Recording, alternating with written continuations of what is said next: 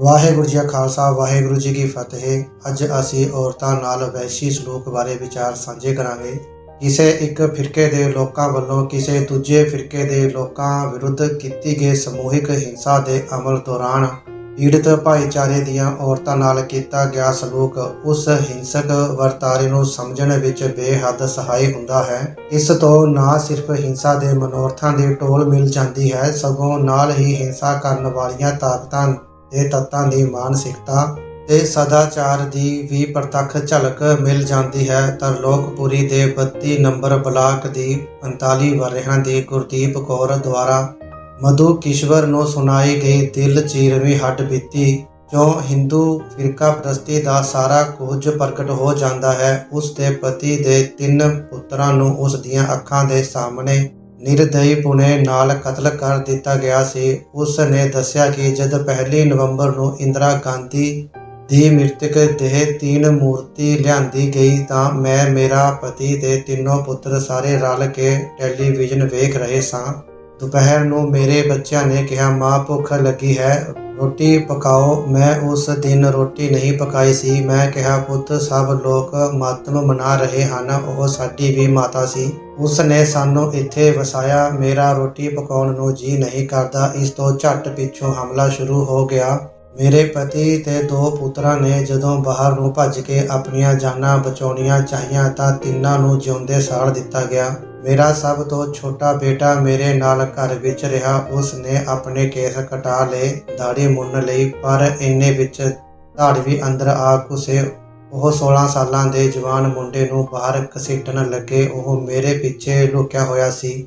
ਉਹਨਾਂ ਮੇਰੇ ਕੱਪੜੇ ਪਾੜ ਦਿੱਤੇ ਅਤੇ ਮੇਰੇ ਪੁੱਤਰ ਦੇ ਸਾਹਮਣੇ ਮੈਨੂੰ ਅਲਫ ਨੰਗਾ ਕਰ ਦਿੱਤਾ। ਜਦ ਇਹ ਮੁੰਡੇ ਮੇਰੀ ਪੱਤ ਲੁੱਟਣ ਲੱਗੇ ਤਾਂ ਮੇਰਾ ਬੇਟਾ ਰੋਣ ਲੱਗ ਪਿਆ। ਉਸ ਨੇ ਕਿਹਾ, ਬੜੇ ਭਾਈ ऐसे मत करो, यह मेरी ही माँ नहीं, तुम्हारी भी माँ की तरह है। पर उन्हें उसे थां मेरी पत लुटी। मेरे अपने घर विच मेरे अपने बेटे दे सामने ओह सारे जवान मुंडे सन, शायद 8 जने होणगे। मेरी इज्जत लुट के ओह चले गए अते मैं अपने बेटे नूं लैके दूसरियां तीवियां विच जा बैठी।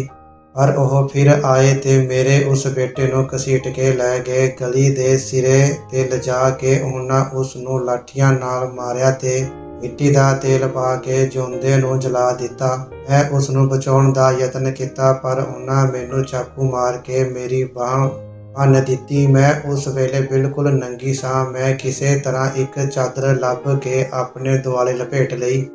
ਜੇ ਮੇਰੇ ਤਨ ਤੇ ਇੱਕ ਵੀ ਕੱਪੜਾ ਹੁੰਦਾ ਤਾਂ ਮੈਂ ਜਾ ਕੇ ਆਪਣੇ ਪੁੱਤਰ ਉੱਤੇ ਡਿੱਗ ਕੇ ਉਸ ਨੂੰ ਬਚਾਉਣ ਦਾ ਯਤਨ ਕਰਦੀ। ਮੈਂ ਆਪਣੇ ਟੱਬਰ ਵਿੱਚੋਂ ਘੱਟੋ ਘੱਟ 1 ਜਣੇ ਨੂੰ ਤਾਂ ਬਚਾ ਲੈਂਦੀ। 4 ਵਿੱਚੋਂ ਇੱਕ ਵੀ ਨਹੀਂ ਰਿਹਾ। ਉਸ ਦੇ ਕਹਿਣ ਅਨੁਸਾਰ ਉਸ ਦੇ ਗੁਆਂਢ ਰਹਿੰਦੀਆਂ ਤੀਵੀਆਂ ਚੋਂ ਕੋਈ ਵੀ ਤੀਵੀਂ ਅਜਿਹੀ ਬੇਪਤੀ ਤੋਂ ਨਹੀਂ ਸੀ ਬਚੀ। 9-10 ਵਰ੍ਹਿਆਂ ਦੀਆਂ ਕੁੜੀਆਂ ਨਾਲ ਵੀ ਬਲਾਤਕਾਰ ਕੀਤੇ ਗਏ। ਉਸ ਨੇ ਆਪਣੇ ਅੱਖੀਂ ਇਹ ਕੁਕਰਮ ਹੁੰਦਾ ਵੇਖਿਆ। ਧਾੜਵੀ ਪਹਿਲਾਂ ਮਰਦ ਮੈਂਬਰਾਂ ਨੂੰ ਘਰਾਂ ਚੋਂ ਬਾਹਰ ਖਿੱਚ ਕੇ ਅੱਗਾਂ ਲਾ ਕੇ ਸਾੜ ਦਿੰਦੇ, ਫਿਰ ਉਹ ਔਰਤਾਂ ਨੂੰ ਘਸੀਟ ਕੇ ਬਾਹਰ ਲੈ ਜਾਂਦੇ। ਜਦੋਂ ਘਰਾਂ ਨੂੰ ਲੁੱਟਿਆ ਜਾਂਦਾ ਸੀ ਤਾਂ ਔਰਤਾਂ ਨਾਲ ਕਈ ਵਾਰੀ ਬਲਾਤਕਾਰ ਕੀਤਾ ਜਾਂਦਾ ਸੀ। ਬਲਾਤਕਾਰੀਆਂ ਨੇ ਬੁੱਢੀ ਤੇ ਜਵਾਨ ਔਰਤ ਦਾ ਫਰਕ ਨਹੀਂ ਵੇਖਿਆ। ਨੰਦ ਨਗਰੀ ਵਿੱਚ ਇੱਕ 80 ਵਰ੍ਹਿਆਂ ਦੀ ਬਿਰਧ ਔਰਤ ਨੇ ਇੱਕ ਸਮਾਜ ਸੇਵਕ ਨੂੰ ਦੱਸਿਆ ਕਿ ਉਸ ਦੀ ਵੀ ਪੱਤ ਲੁੱਟੀ ਗਈ ਸੀ। ਤਰਲੋਕਪੁਰੀ ਵਿੱਚ ਕਈ ਬੁੱਢੀਆਂ ਜਨਾਨੀਆਂ ਨਾਲ ਉਹਨਾਂ ਦੇ ਟੱਬਰਾਂ ਦੇ ਸਾਹਮਣੇ ਵਾਰ-ਵਾਰ ਬਲਾਤਕਾਰ ਹੋਇਆ। 20 ਸਾਲਾਂ ਦੀ ਬੇਬੀ ਨਾਂ ਦੀ ਇੱਕ ਨਵ-ਵਿਆਹੀ ਪਰ ਜਵਾਨ ਔਰਤ ਨੇ ਦੱਸਿਆ ਕਿ ਸਾਡੇ ਟੱਬਰ ਵਿੱਚ ਕੁੱਲ 6 ਜੀਅ ਸਨ। ਮੇਰਾ ਪਤੀ ਤੇ ਜੇਠ ਦੋਵੇਂ ਮਾਰ ਦਿੱਤੇ ਗਏ। ਹੁਣ ਅਸੀਂ 3 ਤੀਵੀਆਂ ਹੀ ਰਹਿ ਗਈਆਂ ਹਾਂ। ਸ਼ਾਮ 4 ਵਜੇ ਸਾਡੇ ਮਕਾਨ ਤੇ ਹਮਲਾ ਕੀਤਾ ਗਿਆ ਤੇ ਸਾਰੀ ਰਾਤ ਲੜਾਈ ਹੁੰਦੀ ਰਹੀ। ਮੇਰੇ ਪਤੀ ਨੂੰ ਪਹਿਲਾਂ ਕੁੱਟਿਆ ਗਿਆ ਤੇ ਫਿਰ ਜਲਾ ਦਿੱਤਾ ਗਿਆ। ਮੈਂ ਬੈਠੀ ਰੋ ਰਹੀ ਸਾਂ ਜਦ ਇੱਕ ਵੱਡਾ ਟੋਲਾ ਆਇਆ ਤੇ ਮੈਨੂੰ ਘਸੀਟ ਕੇ ਲੈ ਗਿਆ। ਉਹ ਮੈਨੂੰ ਬਲਾਕ 32 ਦੇ ਸਾਹਮਣੇ ਝੁੱਗੀਆਂ ਵਿੱਚ ਲੈ ਗਏ ਤੇ ਮੇਰੇ ਨਾਲ ਮੂੰਹ ਕਾਲਾ ਕੀਤਾ।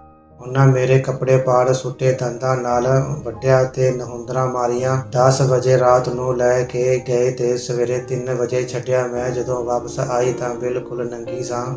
ਉਹਨਾਂ ਮੇਰੇ ਸਾਰੇ ਗਹਿਣੇ ਗੱਟੇ ਖੋਹ ਲਏ ਸਨ। ਉਹ ਮੇਰੇ ਤਨ ਤੇ ਇੱਕ ਕੱਪੜਾ ਵੀ ਛੱਡ ਕੇ ਨਹੀਂ ਗਏ। ਸੜਕ ਤੇ ਮੈਨੂੰ ਕਿਸੇ ਦੀ ਚਾਦਰ ਮਿਲੀ। ਮੈਂ ਚਾਦਰ ਵਲੇਟ ਕੇ ਚਿੱਲਾ ਪਿੰਡ ਦੀ ਤਰਫ ਚੱਲ ਪਈ। ਉੱਥੇ ਮੈਂ ਆਪਣੇ ਰਿਸ਼ਤੇਦਾਰਾਂ ਤੋਂ ਕੁਝ ਕੱਪੜੇ ਲਏ। ਤ੍ਰਿਲੋਕਪੁਰੀ ਦੀ ਇੱਕ ਹੋਰ ਪੀੜਤ ਸਿੱਖ ਬੀਬੀ ਜਾਨਕੀ ਬਾਈ ਨੇ ਮਿਸ਼ਰਾ ਕਮਿਸ਼ਨ ਨੂੰ ਸੌਂਪੇ ਹਲਫੀਆ ਬਿਆਨ ਵਿੱਚ ਬਲਾਤਕਾਰੀਆਂ ਦੀ ਇੱਕ ਭੀੜ ਦੁਆਰਾ ਵਿਖਾਈ ਗਈ ਦਰਿੰਦਗੀ ਦਾ ਹਰ ਬਿਆਨ ਕਰਦੇ ਹੋਏ ਦੱਸਿਆ ਕਿ ਦੰਗਾਕਾਰੀਆਂ ਨੇ ਸਿੱਖ ਬੀਬੀਆਂ ਨੂੰ ਧਮਕਾਉਂਦੇ ਹੋਏ ਹੁਕਮ ਦਿੱਤਾ ਸੀ ਕਿ ਸਾਨੂੰ ਆਪਣੇ ਖਾਵੰਦ ਕਹੋ, ਅਸੀਂ ਤੁਹਾਡੇ ਮਰਦ ਹਾਂ, ਅਸੀਂ ਹੁਣ ਤੁਹਾਡਾ ਜਲੂਸ ਕੱਢਾਂਗੇ। ਕਿਉਂ ਹੁਣ ਤੁਹਾਡਾ ਵੱਡਾ ਗੁਰੂ ਕਿੱਥੇ ਗਿਆ? ਤੁਸੀਂ ਹੁਣ ਕੁੱਤਿਓ ਤਰਲੋਕਪੁਰੀ ਦਾ ਨਾਂ ਲੈਣਾ ਛੱਡ ਦਿਓ, ਮੁੜ ਕੇ ਇੱਥੇ ਕਦੇ ਨਾ ਆਉਣਾ। ਚਿਲਾ ਪਿੰਡ ਵਿੱਚ ਚੱਲੋ। ਉਹ ਨਹਿਰ ਵਿੱਚ ਉਤਰੋ। ਚਿਲਾ ਪਿੰਡ ਵਿੱਚ ਲਿਜਾ ਕੇ ਵੀ ਉਹ ਸਾਡੇ ਨਾਲ ਲਗਾਤਾਰ ਗਾਲ ਮੰਦਾ ਕਰਦੇ ਰਹੇ। ਇਹ ਕਹਿੰਦੇ ਰਹੇ ਕਿ ਕੁੱਤਿਓ ਤੁਹਾਨੂੰ ਕਿਤੇ ਕੋਈ ਨਹੀਂ ਮਿਲਣੀ। ਅਸੀਂ ਲੁੱਟੀਆਂ ਪੁੱਟੀਆਂ ਤੇ ਕੁਰਲਾਉਂਦੀਆਂ ਹੋਈਆਂ ਅਵਾਰਾ ਘੁੰਮਦੀਆਂ ਰਹੀਆਂ।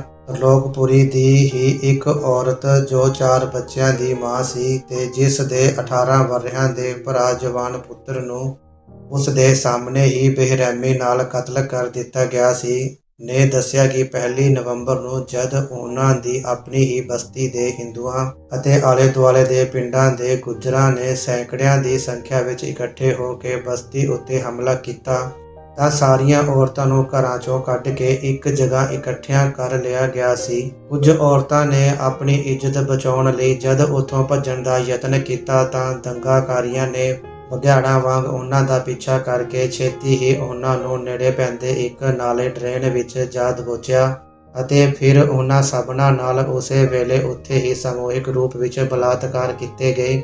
ਉਹ ਰੋਂਦੀਆਂ ਕੁਰਲਾਉਂਦੀਆਂ ਦਰਿੰਦਿਆਂ ਕੋਲੋਂ ਰਹਿਮ ਦੀ ਮੰਗ ਕਰਦੀਆਂ ਰਹੀਆਂ, ਪਰ ਜਿਨ੍ਹਾਂ ਦਿਲਾਂ 'ਚੋਂ ਇਨਸਾਨੀਅਤ ਹੀ ਖਤਮ ਹੋ ਚੁੱਕੀ ਸੀ, ਉੱਥੇ ਰਹਿਮ ਲਈ ਜਗ੍ਹਾ ਹੀ ਕਿੱਥੇ ਰਹਿ ਗਈ ਸੀ। ਉਧਰ ਕਮਰੇ ਵਿੱਚ ਇੱਕੋ ਜਗ੍ਹਾ ਤੋੜ ਕੇ ਬਿਠਾਈਆਂ ਗਈਆਂ ਔਰਤਾਂ ਨੂੰ ਅਲਫ ਨੰਗਿਆਂ ਕਰਕੇ ਉਹਨਾਂ ਨੂੰ ਮੌਕੇ 'ਤੇ ਮੌਜੂਦ ਭੀੜ ਵਿੱਚੋਂ ਆਪੋ ਆਪਣੀ ਪਸੰਦ ਦੇ ਮਰਦਾਂ ਦੀ ਚੋਣ ਕਰਨ ਲਈ ਕਿਹਾ ਗਿਆ। ਫਿਰ ਸਾਰਿਆਂ ਦੀ ਵਾਰ-ਵਾਰ ਪੱਤ ਲੁੱਟੀ ਗਈ। ਉਸ 4 ਬੱਚਿਆਂ ਦੀ ਮਾਂ ਨਾਲ 10 ਜਣਿਆਂ ਨੇ ਖੇਹ ਖਾਧੀ। ਹੈਵਾਨਾਂ ਨੇ ਆਪਣੀ ਹਵਸ ਬੁਝਾ ਲੈਣ ਤੋਂ ਬਾਅਦ ਸਾਰੀਆਂ ਔਰਤਾਂ ਨੂੰ ਅਲਫ ਨੰਗੀ ਹਾਲਤ ਵਿੱਚ ਧੱਕੇ ਦੇ ਕੇ ਬਾਹਰ ਕੱਢ ਦਿੱਤਾ ਸੀ। ਅਭਾਗੀਆਂ ਸਿੱਖ ਬੀਬੀਆਂ ਨੇ ਆਪਣੇ ਅਪਮਾਨ ਤੇ ਲਾਜ ਨੂੰ ਕੱਜਣ ਲਈ ਜੋ ਵੀ ਲੀਰ ਹੱਥ ਆਈ ਆਪਣੇ ਤਨ ਉੱਤੇ ਲੈ ਲਈ ਸੀ।